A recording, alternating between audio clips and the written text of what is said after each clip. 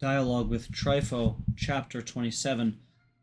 Trypho responded, "Why do you select and quote whatever you wish from the prophetic writings, but do not refer to those which expressly command the Sabbath to be observed? For Isaiah thus speaks, if you shall turn away your foot from the Sabbaths, so as not to do your pleasure on the holy day, and shall call the Sabbaths the holy delights of your God, if you shall not lift your foot to work, and shall not speak a word from your own mouth, then you shall trust in the Lord, and he shall cause you to go up to the good things of the land, and he shall feed you with the inheritance of Jacob your father, for the mouth of the Lord has spoken it."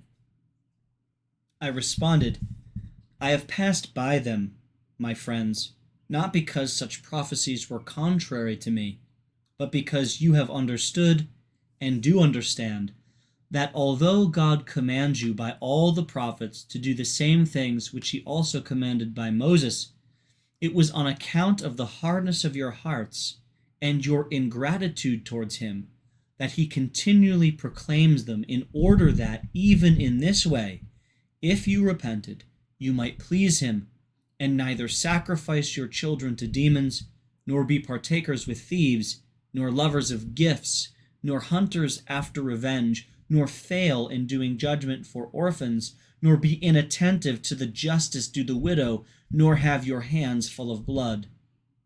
For the daughters of Zion have walked with a high neck, both sporting by winking with their eyes and sweeping along their dresses.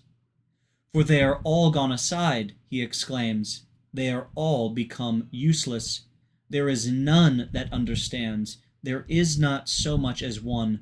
With their tongues they have practiced deceit. Their throat is an open sepulchre. The poison of asps is under their lips. Destruction and misery are in their paths, and the way of peace they have not known.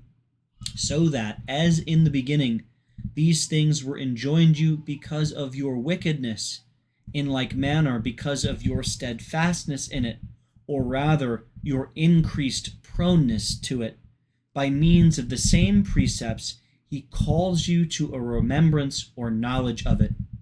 But you are a people hard-hearted and without understanding, both blind and lame, children in whom is no faith, as he himself says, honoring him only with your lips, far from him in your hearts, teaching doctrines that are your own and not his.